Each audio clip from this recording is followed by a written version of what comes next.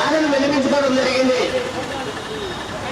మరి దయాద లేక గత్యంతరం లేక ఆ ఉద్యోగం డిప్యూటీ సీఎం డిప్యూటీ సీఎం గారు ఎందుకు ఈ విధమైన చర్యలు కైకొన్నారు అనేటువంటిది వారు మరి గౌరవ వారితే తప్ప మీకు కూడా శిక్ష పడేంత వరకు కూడా ఏదైతే మా వారి యొక్క మనోభావాలతో మీరు కూడా అదే విధమైనటువంటి చర్యలకు రోజు కాలం చూస్తుందని ఈ సందర్భంగా తెలియవచ్చు.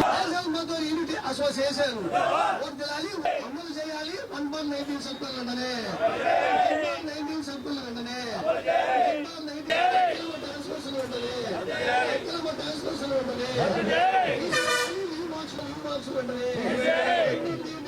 లీవ్ బాక్స్ వెంటనే విడనాడాలి. డిప్యూటీఓ గారి పక్షపాత వైఖరి, డిప్యూటీఓ గారి పక్షపాతం రద్దీ పరివర్తనలో బస్సుల సంఖ్యను పరిష్కరించాలి. మా న్యాయమైన సమస్యలు వెంటనే నశించాలి. డిప్యూటీఓ గారి మంది వైఖరి, డిప్యూటీఓ గారి మంది వైఖరి, డిప్యూటీఓ గారి మంది వైఖరి మా సమస్యలు పరిష్కరించలేని డిప్యూటీఓ 30వ రోజు రిలే నిరాహార దీక్ష చేస్తూ ఉన్నాం. ఎందుకంటే 1/19 సర్కులర్ను ఇంప్లిమెంట్ చేయకుండా ఈ డిప్యూటీఓ గారు తుంగలో తొక్కి ఉన్నాడు కాబట్టి మాకు న్యాయం చేయలేనటువంటి పరిస్థితులలో మా సర్కులర్లన్నీ తుంగలో తొక్కాడు కాబట్టి మా సర్కులర్లు ఇంప్లిమెంట్ చేయమని చెప్పి ఇవాళ అడుగుతూ ఉన్నాం. మా సమస్యలు అయితే న్యాయబద్ధమైన సమస్యలు. ఆయన ఆ 1/19 సర్కులర్ ఇంప్లిమెంట్లో ఉన్నటువంటి ప్రతి సమస్యను కూడా ఇంప్లిమెంట్ చేయకుండా పెట్టినాడు. మేము ఆ 1/19 సర్కులర్లో ఉన్నటువంటి అక్రమ ట్రాన్స్ఫర్స్ ఇచ్చారు. ఆ ట్రాన్స్ఫర్లు ఆపమని చెప్తా ఉన్నాం. అలా అక్రమంగా సస్పెండ్ చేశాడు. అంటే ఆటో డ్రైవర్ది తప్పు ఉన్నా మరి కేసులు అతని వైపు ఉన్నా డ్రైవర్ది తప్పు లేదని చెప్పి ఎఫ్ఐఆర్ ఉన్నా మరి అన్యాక్రాంతంగా సస్పెండ్ చేస్తున్నాడు. అది అలా సస్పెండ్ చేయకూడదు మరి అని చెప్తా ఉన్నాం. సస్పెండ్ చేసిన తర్వాత సేమ్ డిపోకే ఇవ్వాలి. ఆ డిపోకి ఇవ్వకుండా పక్క డిపోలకు ట్రాన్స్ఫర్ ఇస్తున్నాడు. దానికి సర్కులర్ ఉంది. మరి ఆ సర్కులర్ను ఉపయోగించుకోకుండా దాన్ని పక్క డిపోకి ఇస్తున్నాడు. ఇవ్వమని అడుగుతున్నాం. అలా మహిళలకు చైల్డ్ కేర్ లీవ్లు గవర్నమెంట్లో ఏ విధంగా ఉందో ఆర్టీసీలో కూడా మహిళా కండక్టర్లకు మహిళలకు అందరికీ కూడా చైల్డ్ కేర్ లీవ్ ఇంప్లిమెంట్ చేయమని చెప్పి అడుగుతా ఉన్నాం. దానిని కూడా ఇంప్లిమెంట్ చేయమని అడుగుతున్నాము. దాన్ని కూడా చేయడం లేదు. అలాగే ఆరోగ్యం బాగాలేనటువంటి గవర్నమెంట్ చిక్కులు ఏవైతే ఉన్నాయో గవర్నమెంట్ సిక్కులు ఎలా గవర్నమెంట్లో ప్రభుత్వంతో ఎలా సిక్కులకు జీతాలు పులి జీతాలు ఇస్తారో అలా ఆర్టీసీ సిక్కులకు కూడా కంపల్సరీ పూర్తి జీతాలు ఇవ్వాలని చెప్పి సర్కులర్లు ఉన్నా కూడా ఇవ్వడం లేదు. దానిని ఇవ్వమని అడుగుతా ఉన్నాం. అలాగే అన్యాక్రాంతంగా మేమైతే వృత్తిరీత్యా బయటకు పోయేటప్పుడు ఒక టిమ్ము డ్యూటీలు తీసుకొని పోతాం. టిమ్ము డ్యూటీల ద్వారా మేము పనిచేస్తాం. మరి ఆ టిమ్ము డ్యూటీలో పాత టిమ్ములు అవి చినిగిపోయినాయని చెప్పి కొత్తవి తెప్పించమని అడిగాం.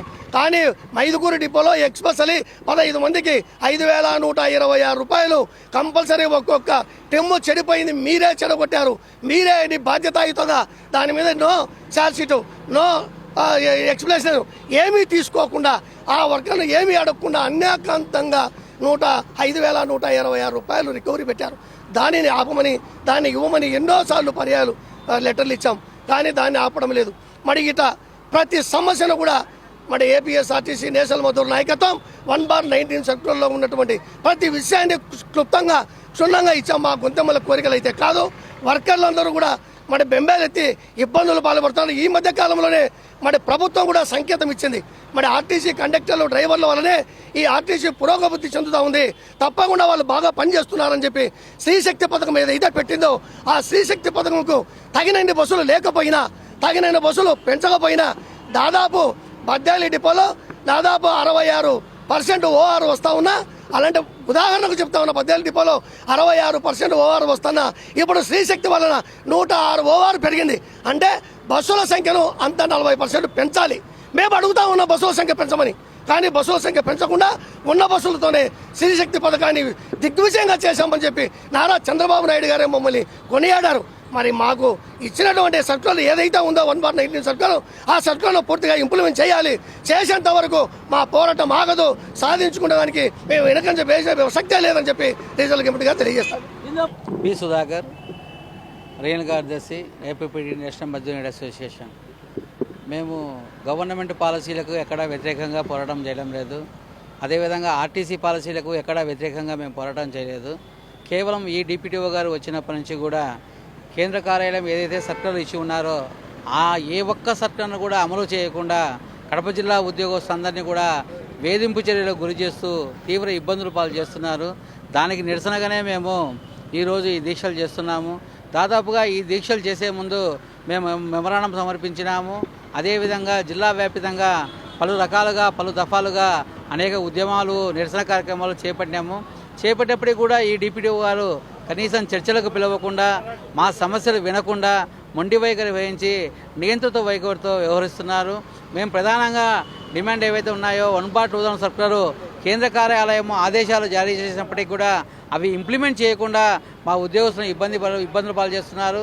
అదేవిధంగా ఏదైతే గవర్నమెంట్ హాస్పిటల్ కానీ ఏపీఎస్ఆర్టీసీ ఇచ్చిన సిక్కులకు జీతాలు ఇవ్వమంటే జీతాలు ఇవ్వకుండా ఇబ్బందులు గురి చేస్తున్నారు. అదేవిధంగా ఎటువంటి ఛార్జ్షీట్లు ఇవ్వకుండా ఫైన్ ఆర్డర్లు ఇవ్వకుండా అందరికి కూడా రికవరీలు పెడుతున్నారు. అదేవిధంగా అక్రమంగా గ్యారేజ్ సోదరులందరికీ కూడా ఛార్జ్షీట్లు ఇచ్చి ఉన్నారు. అదేవిధంగా అక్రమంగా సస్పెండ్ చేసి ఉన్నారు. ఇందాక మా సోదరుడు చెప్పినట్టు బద్వేట్ డిపోలో జిఎస్ రెడ్డి అనే డ్రైవర్ తప్పిదం ఏమాత్రం లేనప్పటికీ కూడా ఉద్దేశపూర్వకంగా సస్పెండ్ చేసి మా ఉద్యోగస్తులను వేధింపు చర్యలు గురి చేస్తున్నారు. కాబట్టి ఈరోజు మేము ఈ ఉద్యమం చేస్తున్నాము. Okay, thank you.